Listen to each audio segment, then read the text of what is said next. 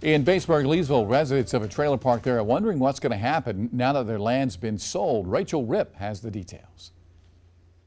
This 1.6-acre plot of land I'm standing on along East Columbia Avenue and Rose Street in Batesburg-Leesville is under contract by the town.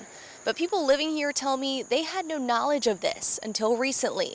As long as I've lived here, the whole town, like my children can walk up and hang out with the neighbor and they're safe. They're like family. For the last few years, Tasha Risch has lived in this mobile home with her 5 children and husband.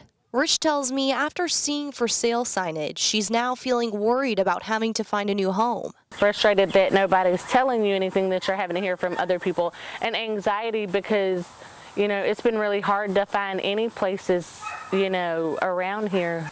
With the economy and, you know, COVID and everything that's happened, you can't find much. According to the town manager, no decisions have been made about what the land, which sits along a major corridor, will become, and whether people will have to move from their homes. We've got time to work with these people that reside on this property, and it's not something we have to do quickly or even in the very near future. The town expects to set a closing date in about 90 days.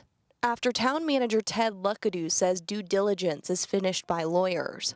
Luckadoo adds there will be open communication about this property with the residents who currently live there. With this property coming on the market, the town, through our master planning and kind of looking at future development of this corridor, saw an opportunity to try and get this property and to capitalize on purchasing it now with future development visions in mind.